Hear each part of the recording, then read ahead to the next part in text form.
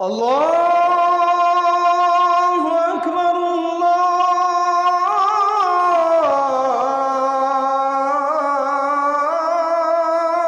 আকবার। মুসলমান যেখানে আছে মুনাফিক সেখানে আছে। মুনাফিককে চেনা যায় না, তার কোনো আলাদা সুরত নাই, আলাদা আকৃতি গঠন, আলাদা আকৃতি গঠন বা স্ট্রাকচার সুরত নাই।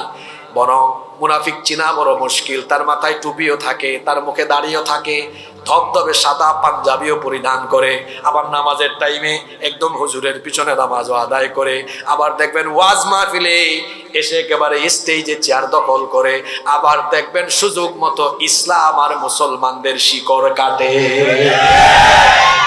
মুনাফিকের কাজ কারবার হলো তলে তলে উপরে উপরে ভালো, উপরে ফিটফাট ভিতরে সদরঘাট, বাহিরে এক ভিতরে আরেক, তার নাম আল্লাহর সাথে শিরক করে যারা মুশরিক হলো তারা। আর মুশরিকদের জন্য ভয়াবহ তিনটা ক্ষতি আছে। তার মধ্যে প্রথমটা হলো আল্লাহর সাথে যারা শিরক করে সেই সকল মুশরিকরা আল্লাহর ক্ষমা থেকে বঞ্চিত হয়।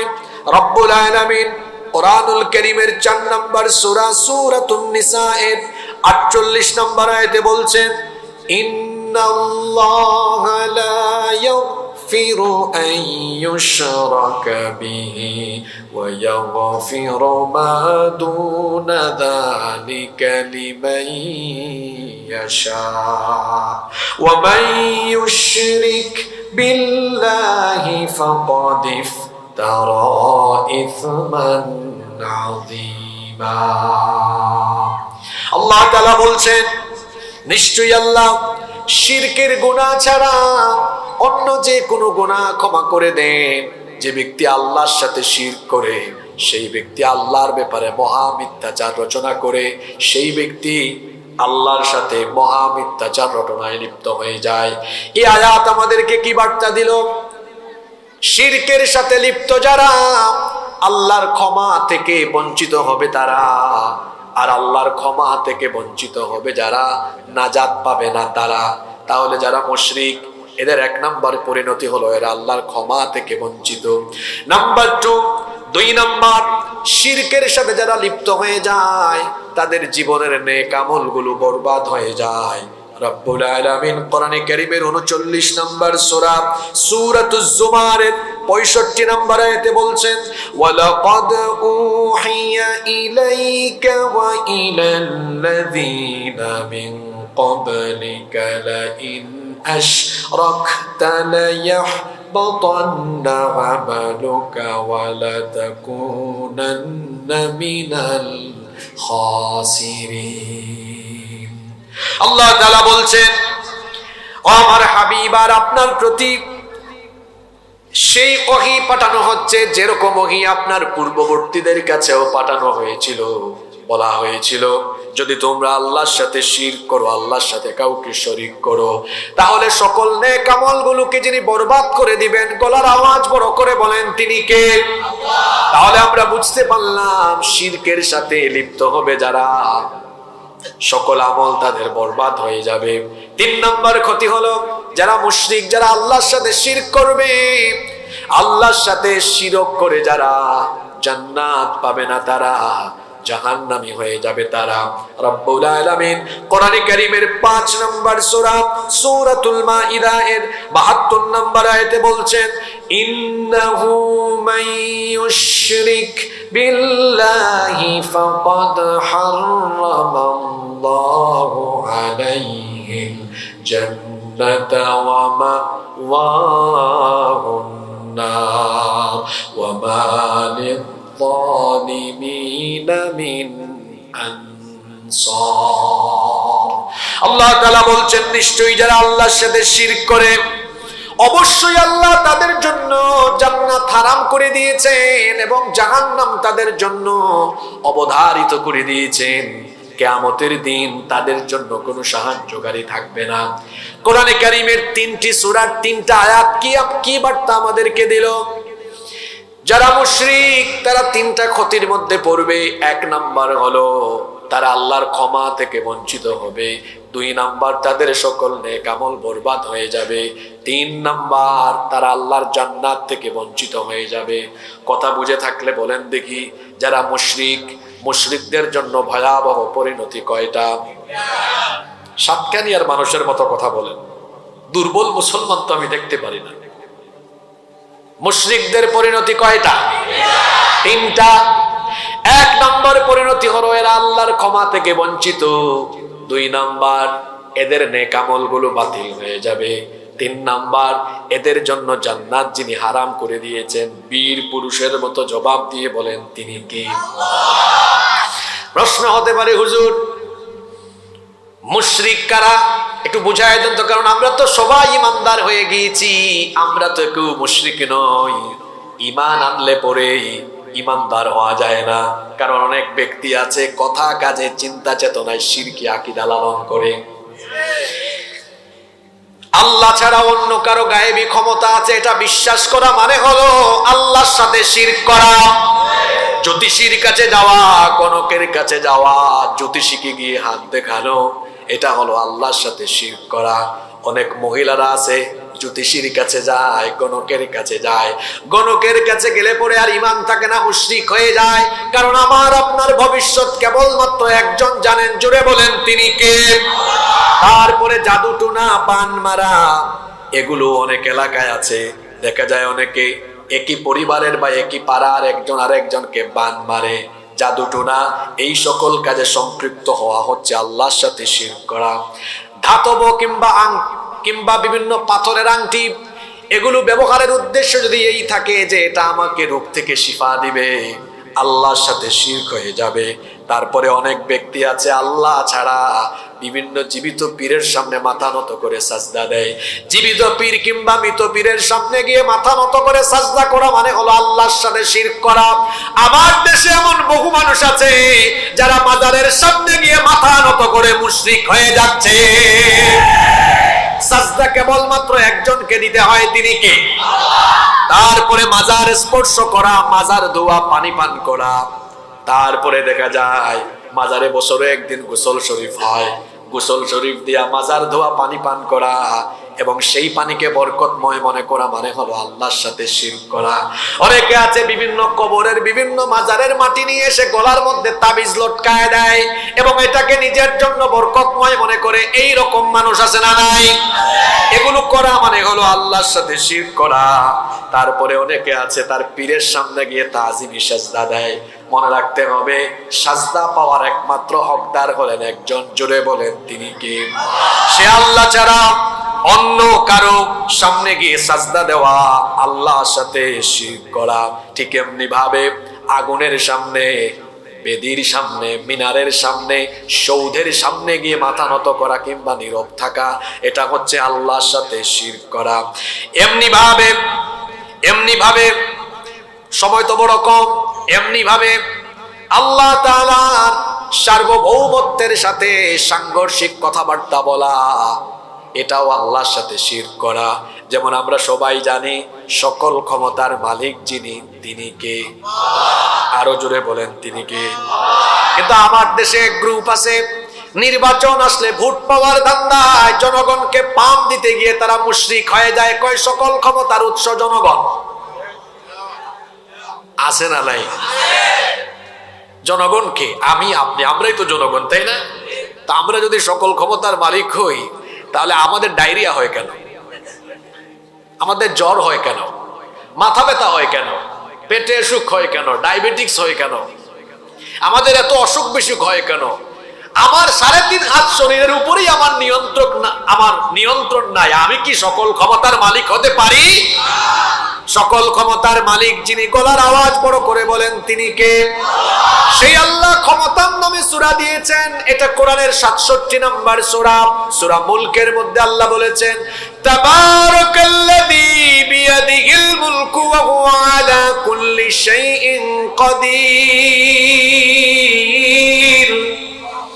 বরকতময় সুমহান সেই সত্তা যার হাতে সকল ক্ষমতা, সকল ক্ষমতার মালিক যিনি, তিনি কে? আবার অন্য আয়াতে আল্লাহ বলেছেন, আন্নাল কুওয়াতা লিল্লাহি জামিআ, সব ক্ষমতা যার হাতের মুঠায় তিনি কে? সকল ক্ষমতার মালিক জনগণ। এই কথা কারা বলে? এই পরিচয় আজকে বলে দিয়ে যাই। সকল ক্ষমতার মালিক জনগণ এই কথা বলে ইলেকশনের টাইমে জনগণকে পাম্পট্টি দিয়া জনগণের কাছ থেকে ভোট নেয়। তারপরে দেখা যায় জনগণ যদি তাদেরকে ক্ষমতায় না চায় তখন তারা ক্ষমতার মালিককে তা বুঝায় দেয়, তখন ক্ষমতার অপব্যবহার করে স্বৈরাচারী হয়ে যায়। স্বৈরাচারী হয়ে গিয়ে যে জনগণকে তারা সকল ক্ষমতার মালিক বানায় তাদের কথা না মানলে পরে জনগণের পয়সায় কেনা গুলি জনগণের বুকের উপরে ছেড়ে দিয়ে বুক ঝাঁঝরা করে যারা আসল চেতনাবাজ হলো তারা। সকল ক্ষমতার মালিক জনগণ এই কথা বলে জনগণ থেকে ভোট নিবে, তারপরে আবার জনগণের বুকের উপরে কি চালাবে?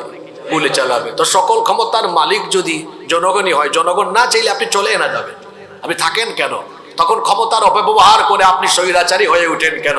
আর ক্ষমতার অপব্যবহার করে পৃথিবীতে যুগে যুগে স্বৈরাচারী হয়েছে যারা, ধ্বংস হয়েছে তারা। এই আপনাদের সাতকানিয়া লোহাগাড়ায় এক ব্যক্তি আলেম নামের জালেম হয়ে এই সাতকানিয়া লোহাগাড়ার মানুষের উপরে বছরের পর বছর যে দুর্ব্যবহার তাদের সাথে করেছে এবং এই সাতকানিয়া লোহাগাড়ায় ভালো ভালো আলেমদেরকে ঢুকতে দেয় নাই, আলেমদের সাথে বেয়াদবি করেছে, আজকে সে নিজেই সাতকানিয়ায় ঢুকতে পারে না।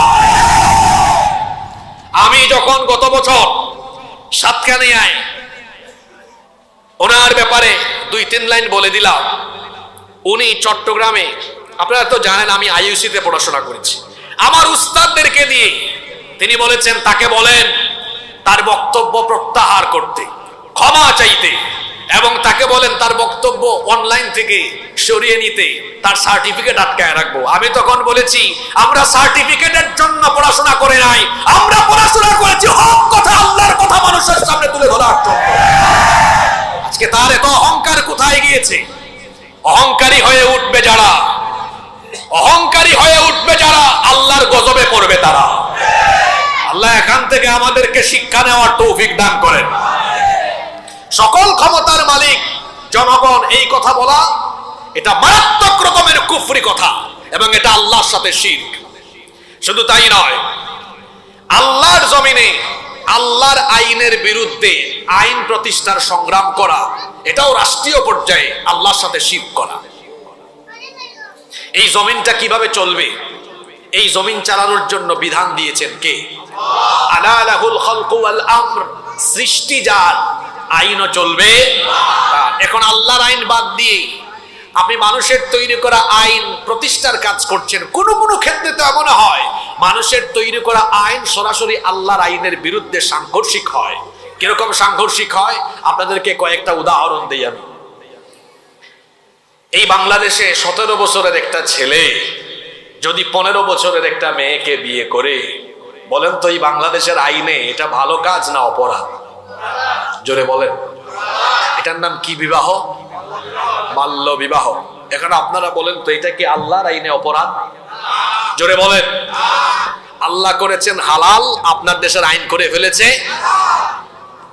এবার 17 বছরের একটা ছেলে 15 বছরের ছেলেকে নিয়ে যদি কলেজে, বিশ্ববিদ্যালয়ের ক্যাম্পাসে দুইজন বসে বাদাম খায়, বুট খায়, একটা আরেকটারে খাওয়ায় দেয়, কবুতরের জোড়ার মতো বসে থাকে, ডলাডলি মাখামাখি করে, এটা আল্লাহর আইনে অপরাধ এবং হারাম।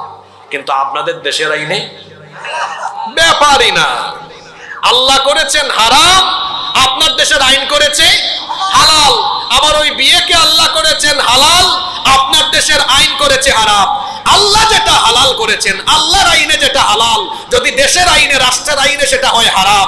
আল্লাহ যেটা করেছেন হারাম, দেশের আইনে যদি হয় সেটা হালাল। এটা হলো রাষ্ট্রীয় পর্যায়ে আল্লাহর সার্বভৌমত্বের সাথে শিরক করা।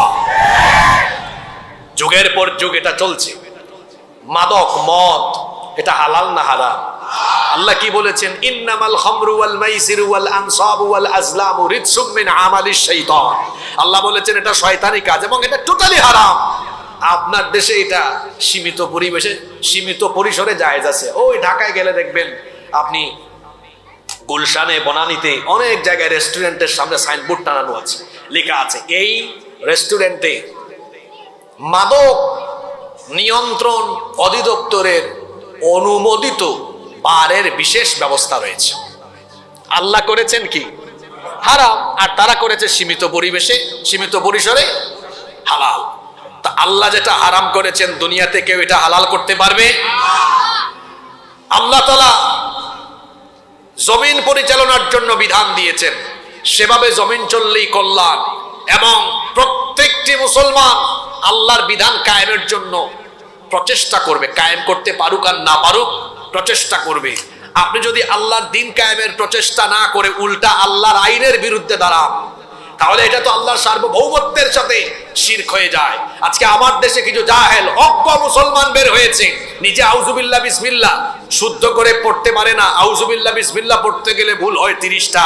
তারা আলেম উলামারা যারা মানুষকে কোরআন হাদিসের কথা শোনান, সেই আলেমরা যখন বলেন এই কোরআন দিয়ে রাসূল 10 বছর মদিনা রাষ্ট্র চালিয়েছেন, সুতরাং সেখান থেকে আদর্শ গ্রহণ করে কোরআনের আলোকে সমাজ রাষ্ট্র পরিচালনা করার জন্য আমাদের সবাইকে ঐক্যবদ্ধ হয়ে কাজ করতে হবে। এই কথা আজকে বলার কারণে এক চেতনা ব্যবসায়ীর বিদায় হতে না হতে আরো কিছু চেতনা ব্যবসায়ীর আগমন ঘটেছে, যারা এই কথা বললেই আলেমদেরকে এখন ধর্ম ব্যবসায়ী বলে গালি দিচ্ছে। ইসলামের আলোকে রাষ্ট্র পরিচালনা করা এটা ধর্ম ব্যবসা নয়, বরং ইসলামের আলোকে রাষ্ট্র পরিচালনা করা এটা রাসূল করিম সাল্লাল্লাহু আলাইহি ওয়াসাল্লামের সুমহান আদর্শ এবং সুন্নাহ। ধর্ম ব্যবসা কোনটা আমরা জানি। ইলেকশনের আগে মাথায় হিজাব পট্টি লাগানো, তাসবিহ হাতে নেওয়া, ইলেকশনের আগে মাথায় টুপি আর গায়ে পাঞ্জাবি নিয়ে না 5 ওয়াক্ত নামাজ ঠিকঠাক রেখে অনেকে 6 ওয়াক্ত 7 ওয়াক্তও মারে। একবার আসরের নামাজি ইলেকশনের টাইমে এক প্রার্থী এক মসজিদে ঢুকে নামাজ আদায় করেছে, কিছুক্ষণ পর সামনে বাজারে গিয়েছে। আপনারা দেখবেন বাজারের মসজিদে সাধারণত একটু 5-10 মিনিট দেরিতে জামাত শুরু হয়, তো বাজারে যাওয়ার পরে দেখছে ওখানে আসরের নামাজ মাত্র শুরু হয়েছে। সে তার সাথে যারা সমর্থক ছিল সবাইকে বলল ঢুকো মসজিদে। কয় স্যার একটু আগে না নামাজ পড়লেন? কয় চুপ থাক, এখন ইলেকশনের টাইম, যতবার সুযোগ পাবি ততবার পড়বি। এরকম ইলেকশনের টাইমে নতুন নতুন নামাজি হয়ে পাঞ্জাবি টুপি গায়ে দিয়ে তারপরে আলেম উলামাদের কাছে গিয়ে নিজেকে ইসলাম প্রিয় দাবি করে ক্ষমতায় যাওয়ার পরে ইসলামের বিরুদ্ধে যারা কাজ করে তারাই হলো প্রকৃত ধর্ম ব্যবসায়ী। আলেমরা কখনো ধর্ম ব্যবসায়ী নয়। আলেমদের পরিচয় হলো ওয়ারাসাতুল আম্বিয়া, তারা নবীগণের ওয়ারিস। সুতরাং এই সাতকানিয়ার ভাই বোনদেরকে আমি বলে যেতে চাই, আমরা সবাই আল্লাহর জমিনে আল্লাহর আইন কায়েমের পক্ষে। আমরা মানুষের তৈরি করা আইনের বিপরীতে আল্লাহর আইন প্রতিষ্ঠার পক্ষে কাজ করব ইনশাআল্লাহ। কারণ আল্লাহর আইনের বিরুদ্ধে মানব রচিত মতবাদ প্রতিষ্ঠার কাজ করা এটা কার সাথে শিরক করা? জোরে বলেন, কার সাথে শিরক করা? আল্লাহ আমাদেরকে হেফাজত করেন। মুশরিক যারা, মুশরিকদের কঠিন পরিণতি, মুশরিকদের পরিণতি হলো জাহান্নাম। জোরে বলেন, মুশরিকদের পরিণতি কি? মুশরিকদের পরিণতি হলো জাহান্নাম। এরপরে আসেন মুনাফিকদেরকে নিয়ে পরে আলোচনা করি। দ্বিতীয় শ্রেণী নিয়ে আলোচনা করি মুরতাদ। মুরতাদ শব্দটি আরবি রিদ্দাতুন মাদ্দা থেকে নিষ্পন্ন হয়েছে। এর অর্থ হলো আর রুজু, মানে প্রত্যাবর্তন করা, ফিরে যাওয়া। মুরতাদ কি? মুরতাদ কারা? যারা ইসলাম গ্রহণের পরে পুনরায় আবার কুফরিতে ব্যাক করে, এদেরকে ইসলামী শরীয়তের পরিভাষায় কি বলা হয়? মুরতাদ। লোকটা মুসলমান ছিল, কিন্তু মুসলমান হওয়ার পরে আবার ইসলাম থেকে খারিজ হয়ে গিয়েছে, তাকে কি বলা হয়? জোরে বলেন, মুরতাদ। মুরতাদ ব্যক্তির শাস্তি হলো সেই ব্যক্তিও কাফিরের মতো জাহান্নামী। সেই ব্যক্তি কাফির হয়ে কাফিরদের যে পরিণতি হবে তার পরিণতিও তাই হবে। রব্বুল আলামিন কোরআনুল কারীমের 2 নম্বর সূরা সূরাতুল বাকারা এর 217 নম্বর আয়াতে বলছেন, একেবারে শেষের অংশে আল্লাহ বলছেন, ওয়া মান ইয়ারতাদিদ মিনকুম আন দীনিহি ফায়ামুত ওয়া হুয়া কাফিরুন ফাউলাইকা হাবিতাত আমালুহুম ফিদ الدنيا والآخرة وأولئك أصحاب النار هم فيها خالدون।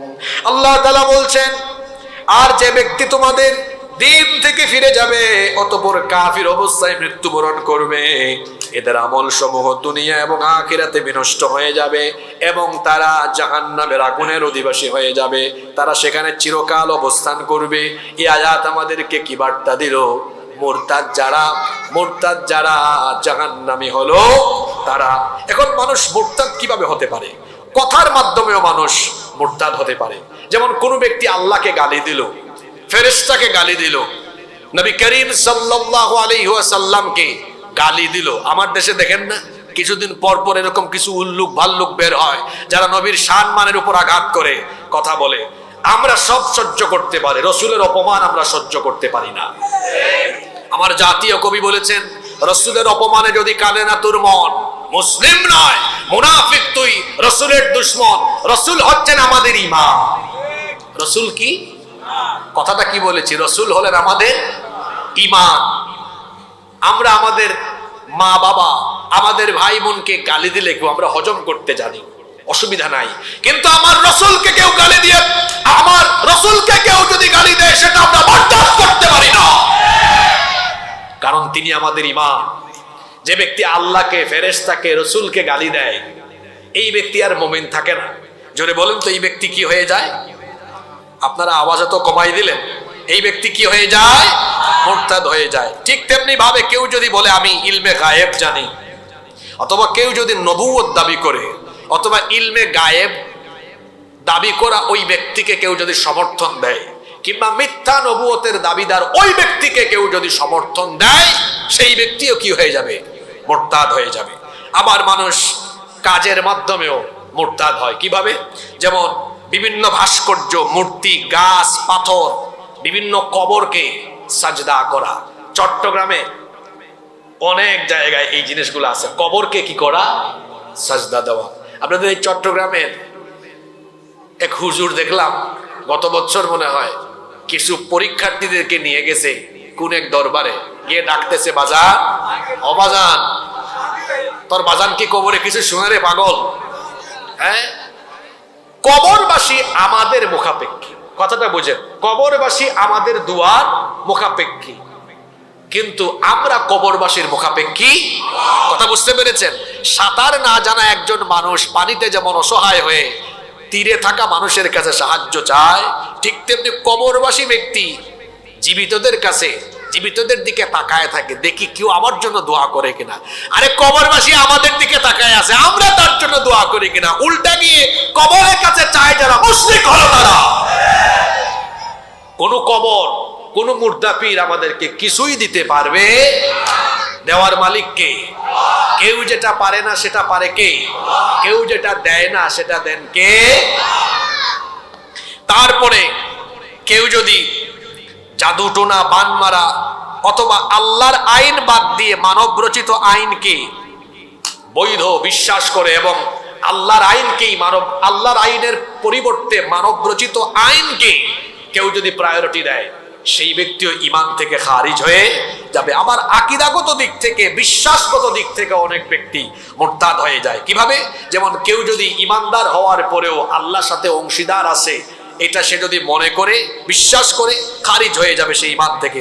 আবার কেউ যদি মনে করে মদ, সুদ, জিনা, ব্যভিচার এগুলো হালাল, সেই ব্যক্তি আর ঈমানদার থাকে না, সে কি হয়ে যায়?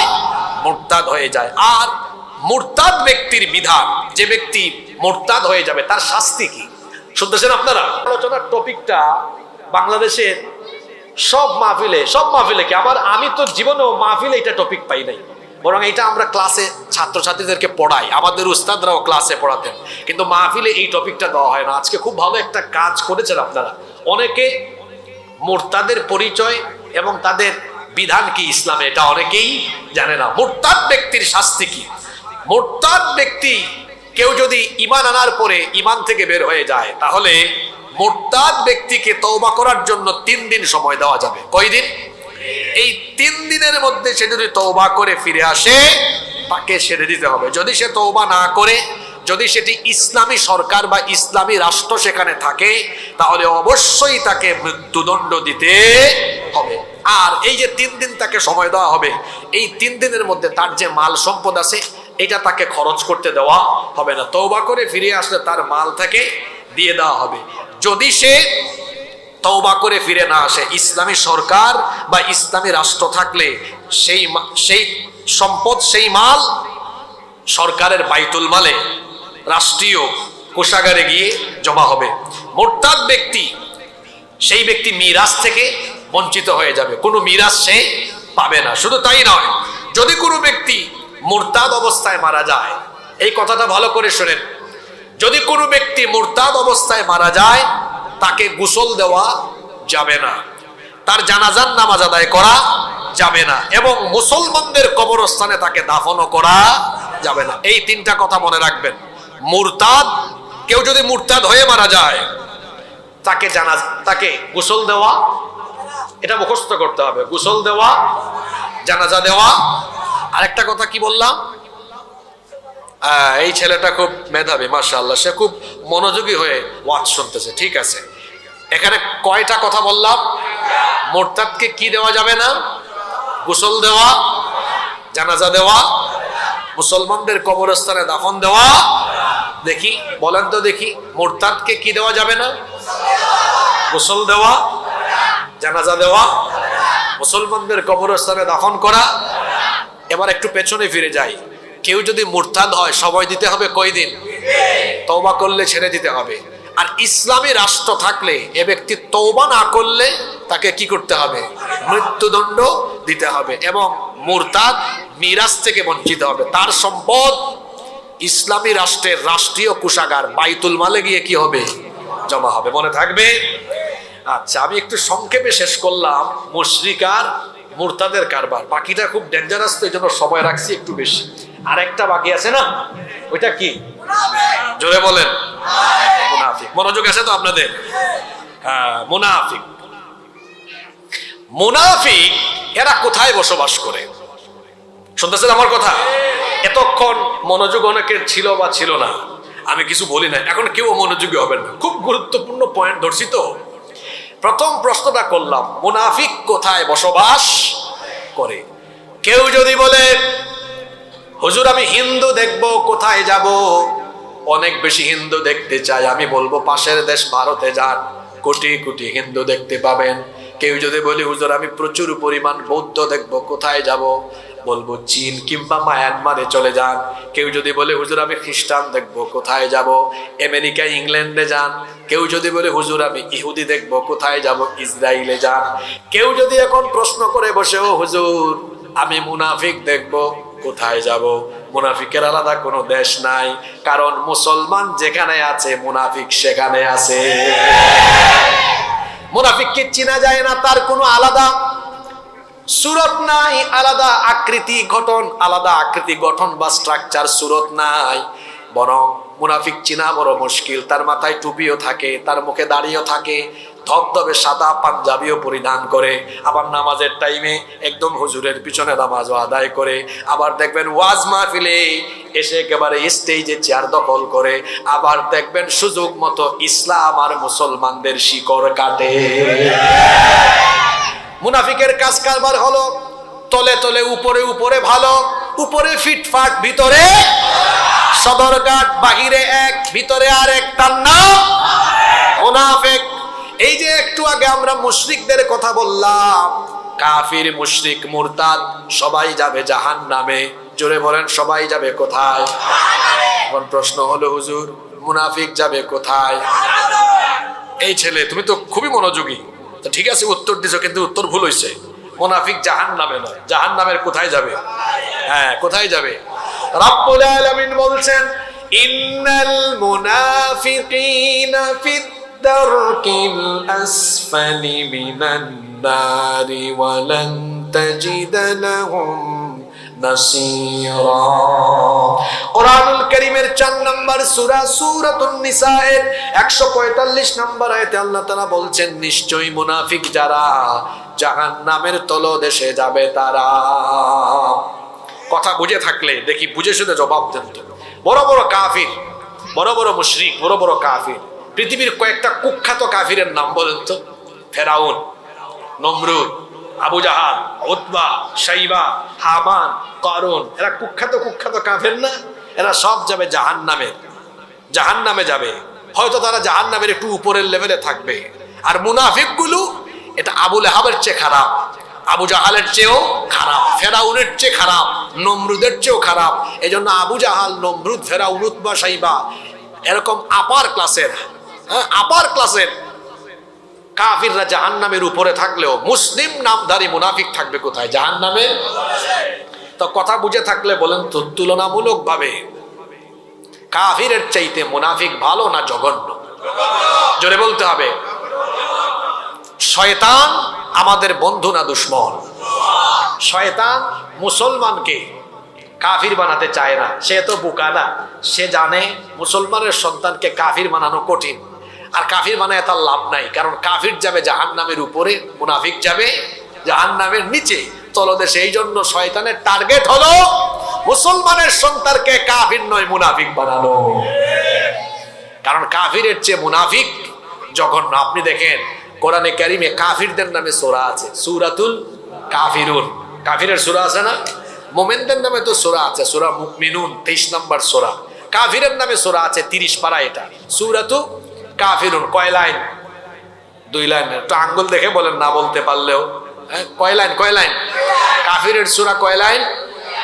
কোরআনে মুনাফিকের নামে সূরা আছে না? এই সূরার নাম কি? সূরা মুনাফিকুন। এটা হলো 1.5 পৃষ্ঠা। কত পৃষ্ঠা? কাফিরের পরিচয় দিতে আল্লাহ লাগছে মাত্র 2 লাইন, আর মুনাফিকের পরিচয় দিতে আল্লাহ লেগেছে কত? 1.5 পৃষ্ঠা। বুঝেন না? কারণ কাফিরের চাইতে মুনাফিক গুলো আরো খারাপ। যুগে যুগে কাফিরের চাইতে মুনাফিকরা ইসলামের ক্ষতি করেছে সবচাইতে বেশি। এই জন্য আল্লাহর নবীর সাহাবীরা নিফাকের রূপ থেকে সব সময় সচেতন থাকতেন, কারণ তারা জানতেন মুনাফিক তো অন্য কোনো জাতির ভেতরে নাই। মুসলমান আছে যেখানে, মুনাফিক আছে সেখানে। কারণ মুনাফিকের কপালের মধ্যে সাইনবোর্ড নাই, পিঠের মধ্যে সাইনবোর্ড লাগানো নাই যে আমি মুনাফিক। বরং মুনাফিক নামাজ, রোজা, হজ, যাকাত সবকিছুই করে, তলে তলে আবার ইসলাম আর মুসলমানদের ক্ষতি করে। মুনাফিকের ভাইরাস এটা বড় মারাত্মক ভাইরাস। এজন্য নবী করিম সাল্লাল্লাহু আলাইহি ওয়াসাল্লামের সাহাবীরা এই নিফাকের ভাইরাস থেকে বাঁচার জন্য সব সময় তারা সচেতন থাকতেন। হযরতে ওমর রাদিয়াল্লাহু আনহু তিনি একবার হুযায়ফা ইবনুল ইয়ামান রাদিয়াল্লাহু আনহুর কাছে গিয়ে বললেন, তাকে বলা হতো সাহিবুস সিররুন নবী সাল্লাল্লাহু আলাইহি ওয়াসাল্লাম।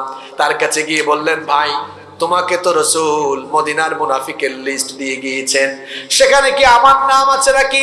তিনি বললেন, কি করে আপনার মতো মানুষের নাম থাকতে পারে? আল্লাহর নবী তো আপনাকে দুনিয়াতে থাকাকালীন জান্নাতের সার্টিফিকেট দিয়ে গিয়েছেন। তিনি বললেন, ভাই আমি তো এখনো মারা যাইনি, নিফাকের ভাইরাস তো যে কোনো সময় আমার ভেতরে ঢুকে যেতে পারে। তোমার কাছে এজন্য জানতে চাইলাম, যদি আমার ভেতরে নিফাকের ভাইরাস ঢুকেও থাকে, এখনো তো সময় আছে তওবা করে নিজেকে সংশোধন করার। এই রকম করে নবী করিম সাল্লাল্লাহু আলাইহি ওয়াসাল্লামের সাহাবীরা নিফাকের ভাইরাস থেকে বাঁচার জন্য তারা সব সময় সচেতন থাকতেন, কারণ মুনাফিকদের পরিণতি এত ভয়াবহ। মুনাফিক যখন মারা যায় তার জানাজার নামাজেও যেতে নিষেধ করেছেন কে? আল্লাহ। এমনকি তার কবর জিয়ারত করতেও নিষেধ করা হয়েছে।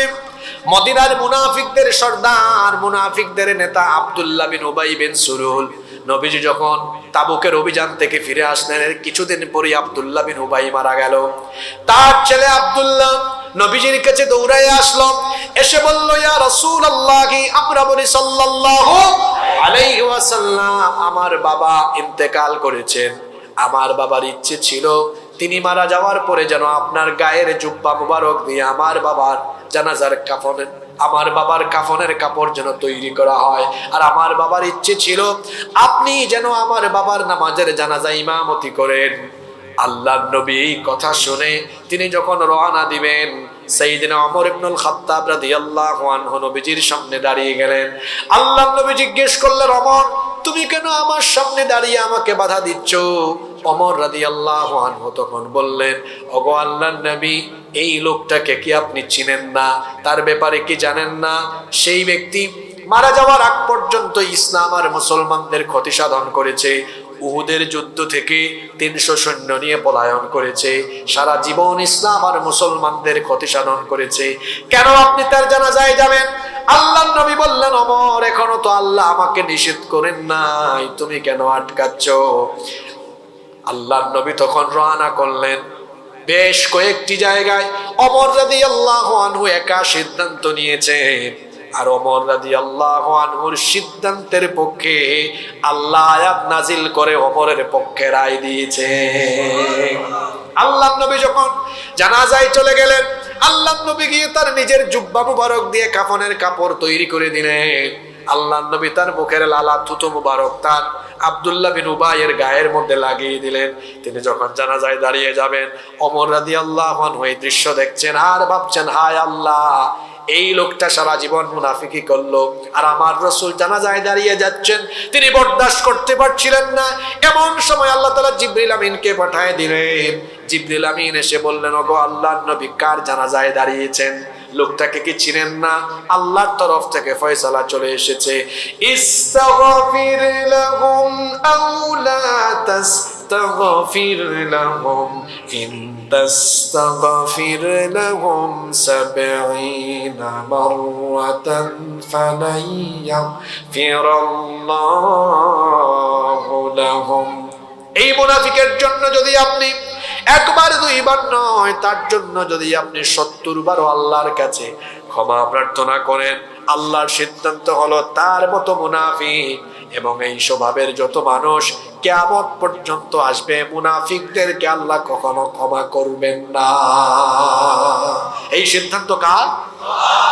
রাসূল তো এমন, তিনি হাত তুলে আল্লাহর কাছে চাওয়া লাগে না। আপনারা কিবলা পরিবর্তনের কাহিনী জানেন, তিনি মনে মনে চেয়েছেন, আল্লাহ মনের চাওয়া পূরণ করে কিবলা পরিবর্তন করে দিয়েছেন। সুবহানাল্লাহ। সেই নবী এই আব্দুল্লাহ বিন উবাইর জানাজায় গিয়ে বুকের থুতু মুবারক লাগিয়ে দিয়েছেন, জাহান্নামের আগুন যেন না পোড়ায়। হাত তুলে তার জন্য দোয়া শুরু করে দিবেন। এমন সময় জিবরিল আমিন এসে বলছেন, না, কোনো ফায়দা হবে না। আপনি নবীও তার জন্য যদি আল্লাহর কাছে ক্ষমা প্রার্থনা করেন, আল্লাহর সিদ্ধান্ত হলো এর মতো মুনাফিককে আল্লাহ ক্ষমা করবেন। আল্লাহ আরো জানিয়ে দিলেন, ওয়ালা তুসাল্লি আলা আহাদিম মিনহুম মাতা আবাদান ওয়ালা তাকুম আলা কবরি ইন্নাহুম কাফারু বিল্লাহি ওয়া রাসূলিহি ওয়া মাতু ওয়া হুম ফাসিকুন। আল্লাহ তাআলা বললেন, এ ধরনের লোকদের জানাজায় দাঁড়াবেন না, এমন কি তাদের কবরের সামনেও দাঁড়ানোর কোনো প্রয়োজন নাই। নিষেধ করে দিয়েছেন কে? সম্মানিত বাবারা, প্রিয় যুবক ভাইয়েরা, তাহলে বোঝা গেল মুনাফিকরা আল্লাহর সৃষ্টির মধ্যে সবচেয়ে জঘন্য। এরা জাহান্নামের তলদেশে যাবে, এমনকি এদের জন্য মুমিনের দোয়াও কবুল করা হবে না। তাহলে যেই ভাইরাসে আক্রান্ত হলে পড়ে এমন কঠিন পরিণতি, সেই ভাইরাস থেকে আমাকে আপনাকে সকলকে বেঁচে থাকার দরকার আছে না নাই? মুনাফিক চিনবেন কেমনে? তার তো কোনো সাইনবোর্ড নাই, ওর তো কপালে বা পিঠের মধ্যে লেখাও নাই। মুনাফিক চিনবেন তার খাসলত দিয়ে। কোরআন হাদিসে মুনাফিকের কিছু স্বভাবের কথা বলা হয়েছে। এই স্বভাব যার মধ্যে থাকবে সেই ব্যক্তি মুনাফিক হয়ে যাবে। আমরা এই জন্য যে সময়টুকু আছে, এই সময়টুকুতে মুনাফিকের কিছু খাসলত কোরআন হাদিস থেকে জানবো, আর আমরা নিজেরা এখান থেকে সংশোধনের মন মানসিকতায় শুনে জীবন পরিবর্তনের সিদ্ধান্ত নিয়ে উঠবো ইনশাআল্লাহ। মুনাফিকের স্বভাব কেমন? 1 নাম্বার, মুনাফিক মুখে বলে একটা, তার ভেতরে রাখে আরেকটা। সূরা বাকারার মধ্যে আল্লাহ বলেছেন, ওয়া মিনান নাসি মান ইয়াকুলু আমান্না বিল্লাহি ওয়া বিল ইয়াউমিল আখির ওয়া মা হুম বিমুমিনিন। কোরআনে কারীমের 2 নম্বর সূরা সূরাতুল বাকারা এর 8 নম্বর আয়াতে আল্লাহ তাআলা বলছেন, আর মানুষের মধ্যে এমন কিছু লোক আছে যারা বলে আমরা আল্লাহ এবং আখিরাত দিবসের উপর ঈমান এনেছি, ওয়া মা হুম বিমুমিনিন, অথচ আদৌ তারা ঈমানদার নয়। তাফসীর ইবনে কাসিরের ভেতরে এই আয়াতের ব্যাখ্যা এসেছে এরকম, মুনাফিকি পৃথিবীতে সর্বপ্রথম শুরু হলো কিভাবে, মুনাফিকদের গোড়াপত্তন হলো কিভাবে। মদিনার মুনাফিকদের নেতা ছিল আব্দুল্লাহ বিন উবাই। আল্লাহর নবী মদিনায় হিজরত করার আগে আউস এবং খাজরাজ গোত্রের লোকেরা আব্দুল্লাহ বিন উবাইকে তাদের নেতা বানানোর জন্য সকল ধরনের বন্দোবস্ত করেছিল। ঠিক এমন সময় যখন মক্কা থেকে নবীজি মদিনায় আসলেন, আউস আর খাজরাজ গোত্রের আমন্ত্রণে তিনি যখন মীমাংসাকারী হিসাবে মদিনায় আসলেন, মদিনার লোকেরা আল্লাহর নবীকে মদিনা রাষ্ট্রের দায়িত্ব দিয়ে দিল। আব্দুল্লাহ বিন উবাই বিন সুলুল তখন তেলে বেগুনে জ্বলে উঠলো। অন্যদিকে ঈমান যদি না আনে তাহলে সে তো ঈমানদারদের সাথে মিলেমিশে চলতে পারবে না। এই জন্য স্বার্থের খাতিরে ঈমানের লেবাস ধারণ করে সে মুমিন হলো। কিন্তু অন্যদিকে মক্কার কাফেরদের সাথে গোপনে গোপনে যোগাযোগ রেখে, এমনকি মুসলমানদের দুশ্মন ইহুদিদের সাথেও যোগাযোগ রেখে রেখে তলে তলে তলে তলে সেই ইসলাম আর মুসলমানদের ক্ষতি সাধনে উঠে পড়ে লেগে গেল। এইরকম করে পৃথিবীর ইতিহাসে সর্বপ্রথম মুনাফিকদের গোড়াপত্তন হলো, আর সেটা হলো ক্ষমতাকে কেন্দ্র করে। জোরে বলেন তো, কি কেন্দ্র করে? পৃথিবীতে মুনাফিকে আরম্ভ হয়েছে ক্ষমতাকে কেন্দ্র করে। যে ব্যক্তি ক্ষমতা পায় নাই, ক্ষমতা না পাইয়া এই মুনাফিকে আরম্ভ করেছিল, তার নামটা একটু আগে বললাম, তার নাম কি তো ভুলে গেছেন আপনারা, মনোযোগ দেয়। আব্দুল্লাহ বিন উবাই বিন সুলুল। এই আব্দুল্লাহ বিন উবাই মক্কার কাফেরদের সাথে যোগাযোগ রাখতো, ইহুদিদের সাথেও যোগাযোগ রাখতো। নবীজির সামনে এসে বলতো, নবীজি আমি পাক্কা ঈমানদার। নবীজির সাথে দাওয়াত খেতে যেত, আবার আল্লাহর নবীর সাথে সব সময় উঠা বসা চলাফেরা করত, তলে তলে ইসলামের বিরোধিতা করত। আব্দুল্লাহ বিন উবাই মার্কা বহু মুসলমান আমার সমাজে আছে, যারা মাথায় টুপি দিয়ে গায়ে পাঞ্জাবি দিয়ে ইসলামের বেশ ধারণ করে, আর তলে তলে ইসলাম আর মুসলমানদের ক্ষতি সাধনের চেষ্টা করে। এইরকম করে যারা মুনাফিক হলো, তারা মুনাফিকের স্বভাব হলো তার ভেতর এক বাহির আরেক, ভেতর এক বাহির আরেক, তার নাম মুনাফিক। যে ব্যক্তি বলে একটা, করে আরেকটা, বাহিরে একটা, ভেতরে আরেকটা, তার নাম হলো মুনাফিক। এরপরে মুনাফিকের 2 নম্বর স্বভাব হলো এরা আল্লাহ আর ঈমানদারদেরকে ধোঁকা দিতে চায়। এরা হলো প্রচন্ড রকমের ধোঁকাবাজ। আল্লাহ এদের কথা সূরা বাকারার পরবর্তী আয়াত 9 নম্বর আয়াতে বলছেন, ইউখাদিউনাল্লাহা ওয়াল্লাযীনা আমানু ওয়া মা ইয়াখদাউনা ইল্লা আনফুসাহুম ওয়া মা ইয়াশউরুন। মুনাফিকরা আল্লাহ এবং ঈমানদারদেরকে ধোঁকা দিতে চায়, আল্লাহকে ধোঁকা দেয়। মুখে বলে ঈমান এনেছে, আর তলে তলে ঈমানের বিপরীত কাজ করে। আবার মুসলমানদের সমাজে মুসলমানদেরকে বুঝায় আমরা ঈমান এনেছি, কিন্তু তলে তলে মুসলমানদের ক্ষতি সাধনের জন্য চেষ্টা করে। আল্লাহ বলছেন এরা আল্লাহ এবং ঈমানদারদেরকে যে ধোঁকা দেওয়ার চেষ্টা করে, এরা জানে না দুনিয়া এবং আখিরাতে এরা নিজেরাই নিজেদেরকে ক্ষতিগ্রস্ত করছে। মুনাফিকের 3 নম্বর স্বভাব হলো, মুনাফিকেরা হলো সুবিধাবাদ জিন্দাবাদ। সুবিধা আছে যেদিকে, তারা আছে সেই দিকে। আল্লাহ এদের কথা বলছেন, ওয়া ইযা লাকুল্লাযীনা আমানু ক্বালু আমান্না ওয়া ইযা খালাউ ইলা শায়াতিনিহিম ক্বালু ইন্না মাআকুম ইন্নামা নাহনু আল্লাহ বলছেন, আর এই মুনাফিকরা যখন ঈমানদারদের সাথে মিলিত হয়, তারা বলে ভাই আমরা তোমাদের লোক, তোমাদের সাথে আছি। আবার যখন তারা শয়তানের দোসরদের সাথে মিলিত হয়, তখন তাদেরকে বলে ভাই আমরা তোমাদের সাথে আছি। এ দেখা যায় 2 দিকেই থাকে, 2 নৌকায় পা দেয়। মাহফিলে আসে, এসে মাহফিলে ইসলামের পক্ষের মানুষদের সামনে হাত তুলে তারপরে জানান দেয় আমি ইসলামের পক্ষে আছি। আবার আরেকটা নাচ গানের কনসার্ট হয়, ওই জায়গায় গিয়ে সে হাত তুলে জানান দেয় ওই দিকেও আছে। এমন স্বভাবের মানুষ আমার দেশে নাই। কি ব্যাপার? সে তো দেখি নাচ গানের কনসার্টেও থাকে, আবার দেখা যায় মাহফিলেও থাকে। এইভাবে করে যারা এই দিকে ওই দিকে 2 দিকেই থাকে, এটা মুমিন নয়, এটা হলো মুনাফিক। ইলেকশনের আগে হাটহাজারী মাদ্রাসায় যাবে, বড় বড় মাদ্রাসায় যাবে, পীরের দরবারে যাবে, গিয়ে হুজুরদের থেকে দোয়া নিবে, আর বলবে ক্ষমতায় গেলে আমরা ইসলামের বিরুদ্ধে কোনো কাজ করব না, মদিনার সনদের আলোকে দেশ চালাবো, কোরআন সুন্নাহ দিয়ে দেশ চালাবো। এটা বলে বলে হুজুরদের কাছ থেকে দোয়া নিবে, আর নির্বাচনে জিতার পরে হুজুরদের বিরুদ্ধে কথা বলবে, হুজুরদেরকে জেলখানায় ভরে রাখবে, ইসলামের বিরুদ্ধে কাজ করবে, বলবে একটা করবে আরেকটা। এরা মুমিন নয়, এরা হলো মুনাফিক। এরকম এরকম আছে না নাই? মুনাফিকদের 4 নাম্বার স্বভাব হলো এরা মানুষ দেখানো কাজ করে। দেখেন, যদি কোনোটা মিলে এই খাসলত নিজের কাছ থেকে ডিলিট করে দিতে হবে ইনশাআল্লাহ। মুনাফিকরা আল্লাহকে খুশি করার জন্য কাজ করে না, তারা মানুষ দেখাবার জন্য কাজ করে। আল্লাহ তাআলা সূরা নিসা এর 142 নম্বর আয়াত থেকে বলছেন, ইন্নাল মুনাফিকিনা ইউখাদিউনাল্লাহা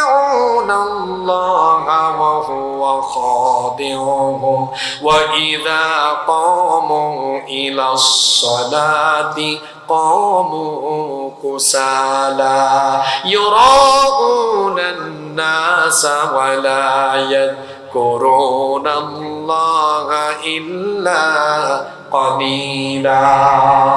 আল্লাহ তাআলা বলছেন নিশ্চয়ই মুনাফিকরা আল্লাহকে ধোঁকা দিতে চায়, অথচ তারা জানে না এর মাধ্যমে তারা নিজেরাই ক্ষতিগ্রস্ত হচ্ছে, ধোঁকায় পড়ে যাচ্ছে। এদের স্বভাব হলো এরা যখন নামাজে যায় অলস ভাবে তারা নামাজে দাঁড়ায়, আল্লাহকে সন্তুষ্ট করার জন্য নামাজ আদায় করে না। এরা মানুষকে দেখাবার জন্য নামাজ আদায় করে। এমন বহু মানুষ আমার সমাজে আছে, সব সময় নামাজে যায় না, ইলেকশনের টাইমে নামাজ আদায় করে যাতে মানুষ বুঝে আমি নামাজি, নামাজিদের দলে আছি। তারপরে দেখা যায় টাকা পয়সা আছে, লোকে কি বলবে আমি যদি হজ না করি, আর নামের আগে হাজিটা লাগানো দরকার, এই জন্য হজে গেল, আল্লাহকে খুশি করার জন্য গেল না, বরং মানুষের কাছ থেকে বাহবা পাওয়ার জন্য গেল। সব জায়গায় দান করবে না, যেখানে দান করলে পরে মানুষ তাকে তাকবীর দিবে, সাধুবাদ জানাবে, মানুষের বাহবা পাওয়ার জন্য দান করবে। এইভাবে করে যারা ইবাদত বন্দেগী কিংবা যে কোনো নেক কাজ মানুষকে দেখাবার জন্য করবে, আল্লাহকে সন্তুষ্ট না করে মানুষকে সন্তুষ্ট করা কিংবা মানুষকে দেখানোর উদ্দেশ্যে এরকম কাজ করবে, যারা মুমিন নয়, মুনাফিক হলো তারা। আল্লাহ আমাদেরকে হেফাজত করেন, বলেন আমিন। এরপরে নাম্বার 5 নাম্বার মুনাফিকদের স্বভাব হলো এরা হলো মিথ্যাবাদী। এরা কথায় কথায় মিথ্যা বলে। মুনাফিকদের নামে আল্লাহ কোরআনে একটা সূরা নাজিল করেছেন, সেই সূরার প্রথম আয়াতে আল্লাহ বলেছেন ইন্নাল মুনাফিকিনা লাকাযিবুন, নিশ্চয়ই মুনাফিকরা মিথ্যাবাদী। আবার নবীজি বলেছেন মুনাফিকের কিছু খাসলত আছে, তার মধ্যে একটা স্বভাব হলো ইদা হাদ্দাসা কাযাবা, যখন সে কথা বলে কথায় কথায় মিথ্যা বলে। মিথ্যা বলার স্বভাব আমাদের মধ্যে আছে না নাই? ফোন এসেছে, দোস্ত তুমি কোথায়? আছে সাতকানিয়া, কয় আমি আছি লোহাগাড়ায়। ফোন এসেছে, আছে সে গাড়িতে, কয় আমি বাড়িতে।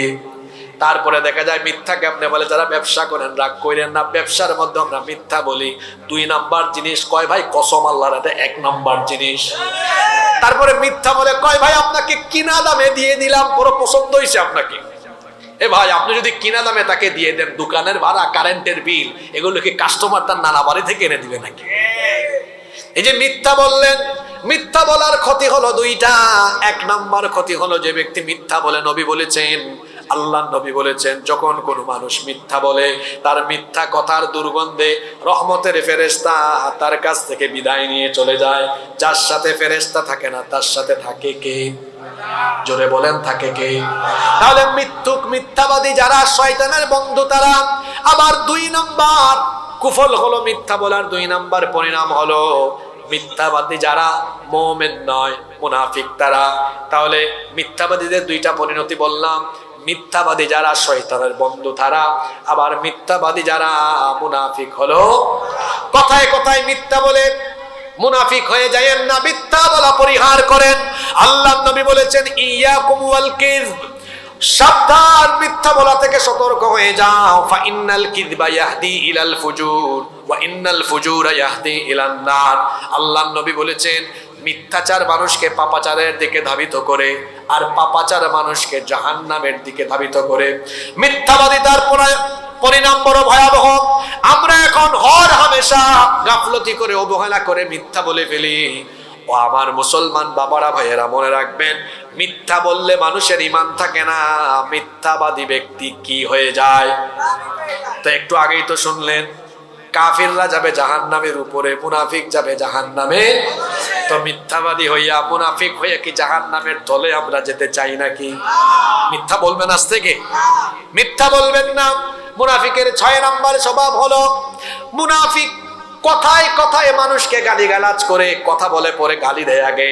নবীজি বলেছেন ওয়া ইযা খাসামা ফাজারা, যখন তারা মানুষের সাথে ঝগড়া বিবাদে লিপ্ত হয় তখন তারা অশ্লীল ভাষায় গালিগালাজ করে। আবার সমাজে এমন বহু মানুষ আছে মুখ এত খারাপের খারাপ, কথা বলে পরে মানুষকে গালি দেয় আগে। আছে না নাই? খবরদার এটা করবেন না, যারা গালিগালাজ করে এরা মুনাফিক হয়ে যায়। নাম্বার 7, 7 নাম্বার মুনাফিক কারা? ওয়াদা করে ওয়াদা ভঙ্গ করে যারা মুনাফিক হলো তারা। সূরা মুনাফিকুনের 2 নাম্বার আয়াতে আছে। আবার আল্লাহর নবী হাদিসে বলেছেন ওয়া ইযা ওয়াদা আখলাফা, মুনাফিকের আলামত হলো সে যখন ওয়াদা করে ওয়াদা ভঙ্গ করে। ওয়াদা ভঙ্গকারী মানুষ আমার সমাজে আছে না নাই? একজনের কাছ থেকে টাকা ধার নিয়েছে, ভাই আপনাকে আগামী জুমায় দিয়ে দিব, কত জুমা গেল তার দেখা পাওয়া যায় না। আছে না নাই? ভাই আপনি টাকা দিতে পারেন না তো অসুবিধা কি, তার সাথে সাক্ষাৎ করেন, আরো কয়েকদিন সময় চান যে ভাই সমস্যায় পড়ে গিয়েছি আরো কয়েকদিন পরে দিব। এই যে ওয়াদা খেলাফ করে, আপনি তো মুনাফিক হয়ে যাচ্ছেন। খবরদার ওয়াদা খেলাফ করবেন না। মানুষের সাথে ওয়াদা করলে ওয়াদা ঠিক রাখবেন, কারণ ওয়াদা ভঙ্গ করে যারা মুনাফিক হলো তারা। মুনাফিক যারা জাহান্নামের তলদেশে যাবে তারা। নাম্বার 8, 8 নাম্বার মুনাফিক হলো তারা আমানতের খেয়ানত করে যারা মুনাফিক হলো। আল্লাহ নবী বলেছেন মুনাফিকের যে স্বভাব আছে তার মধ্যে একটা স্বভাব হলো ওয়া ইযা তুমিনা খানা, যখন তার কাছে আমানত রাখা হয় আমানত করে। খেয়ানত এটা কেমনে হয়? কথার খেয়ানত হতে পারে, কাজের খেয়ানত হতে পারে, দায়িত্বের খেয়ানত হতে পারে। আপনি কারো কাছ থেকে একটা কথা শুনলেন, তিনি বললেন এটা কারো কাছে বলবেন না, বলে বেড়ালেন, আমানতের খেয়ানত করলেন। কোন প্রতিষ্ঠানে আপনি চাকরি করেন, ডিউটি করেন, প্রতিষ্ঠানের দেওয়া দায়িত্ব সঠিকভাবে পালন করলেন না, আমানতের খেয়ানত করলেন। রাষ্ট্রীয় দায়িত্ব পালন করেন, সেখানেও গাফলতি করলেন, আপনি আমানতের খেয়ানত করলেন। জনগণের প্রতিনিধি হয়েছেন, চেয়ারম্যান, এমপি, মন্ত্রী মানুষ আপনাকে বানালো, আপনি আমানতদারিতা রাখলেন না, জনগণের আমানত, রাষ্ট্রের দেওয়া আমানত খেয়ানত আরম্ভ করলেন, চুরি বাটপারে দুর্নীতি আরম্ভ করলেন, খেয়ানত করলেন। আল্লাহর নবী বলেছেন ইদা দুইয়াতিল আমানাতি ফান্তাজিরিস সাআ, চতুর্দিকে যখন আমানতের খেয়ানত আরম্ভ হয়ে যাবে কিয়ামত তখন কাছাকাছি চলে আসবে। এজন্য আমানতের খেয়ানত করা যাবে না। অনেক এলাকায় আছে অনেক মানুষ সালিশ বিচার করে, গ্রামে গঞ্জে সালিশ বিচার আপনাদের এলাকায় হয়তো হয়, সেখানে মানুষ কিছু টাকা আমানত রাখে। অনেক মানুষ আছে কোনো কাজ কাম করে না, ব্যবসা করে না, চাকরি করে না, এলাকায় এলাকায় খালি মানুষের বিচার করে, ঘুষ খায় একদিকে, অন্যদিকে আমানতের টাকা থাকলে আমানতের টাকা মাইরা খাইয়া ফেলে। আছে না নাই? আমানতের খেয়ানত মুনাফিকের আলামত। নাম্বার 9, মুনাফিকের 9 নাম্বার খাসলত হলো মুনাফিকেরা হয় কোরআন সুন্নাহ বিরোধী। এরা কোরআনের আইন চায় না। এই স্বভাবটা ভালো করে মিলায় নেন। মুনাফিকরা আল্লাহর আইনের বিরোধী হয়। এরা আল্লাহর আইন দিয়ে মসজিদ চলুক এটা চাইবে, কিন্তু সমাজ রাষ্ট্র পরিচালনা হোক এটা চাইবে না।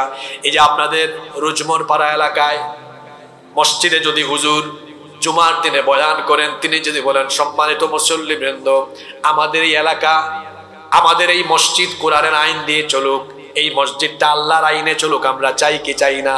সবার আগে সভাপতি হাত তুলবে, হুজুর আমি একমত। সেক্রেটারি, ক্যাশিয়ার সব মুসল্লি বলবে হুজুর আমরা একমত, সবাই আমরা রাজি আছি। কিন্তু বাংলাদেশের কোন মসজিদে হুজুর যদি এই বয়ান করে পরবর্তী পয়েন্টে বলে যে আল্লাহর আইনে, কোরআনের আইনে মসজিদ চলবে, আমি মসজিদের কথা বাদ দিলাম, আমি যদি মাহফিলের বয়ানে বাংলাদেশের যে কোনো জায়গায় বলি ভাই আমাদের মসজিদগুলো আল্লাহর আইনে, কোরআনের আইনে চলুক, একটা মানুষ আমাকে নিয়ে বাজে কথা বলবে না, সবাই আমাকে মহব্বত করবে, ভালোবাসবে। কিন্তু পরবর্তী পয়েন্টে আমি যদি বলি যে আল্লাহর আইনে, কোরআনের আইনে মসজিদ চলবে, সে আল্লাহর আইনে, কোরআনের আইনে সমাজ চলবে, দেশ চলবে। আয়োজন যারা করেছে, এটা আপনাদের এলাকার কথা বলছি না, অনেক এলাকায় এমন আছে, আয়োজন যারা করবে, মাহফিলের সভাপতি, সেক্রেটারি, ক্যাশিয়ার কিংবা এলাকার বহু মানুষ বলবে কোত্থেকে হুজুর এক না আনছো, হুজুর কথার মধ্যে রাজনীতি ঢুকায় দিয়েছে। আর যদি ইমাম সাহেব জুমার দিনে বলেন তাহলে দেখবেন একটু আগে হুজুর বললেন আল্লাহর আইনে, কোরআনের আইনে মসজিদ চলুক, সবাই হাত তুলে হুজুরকে সমর্থন দিল।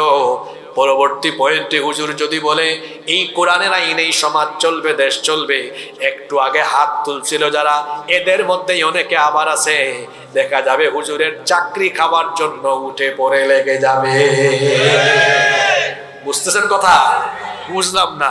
কোরআনের আইন দিয়ে মসজিদ চলুক, সব রাজি। কোরআনের আইন দিয়ে সমাজ চলুক, দেশ চলুক, চেহারা অনেকের কালো হয়ে যায়। কোরআনের আইন একমাত্র সমাজে, রাষ্ট্রে চায় না তারা চোর, ডাকাত, দুর্নীতিবাজ, লুটপাটকারী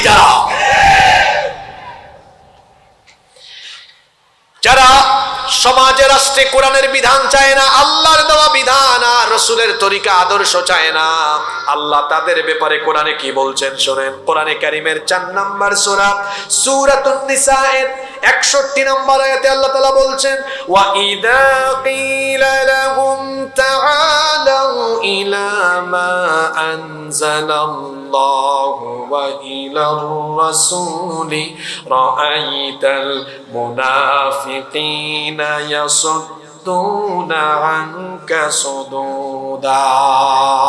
আল্লাহ তাআলা বলছেন, আর যখন তাদেরকে বলা হয় ফিরে আসো, আল্লাহ যা নাজিল করেছেন আল্লাহর বিধানের দিকে, আর রাসূল যে আদর্শ তোমাদেরকে দিয়েছেন সেদিকে ফিরে আসো, রাআইতাল মুনাফিকিনা ইয়াসুদ্দুনা আনকা সুদুদা, তখন আপনি মুনাফিকদেরকে দেখবেন এই কথা বললে তারা পাশ কাটিয়ে চলে যায়।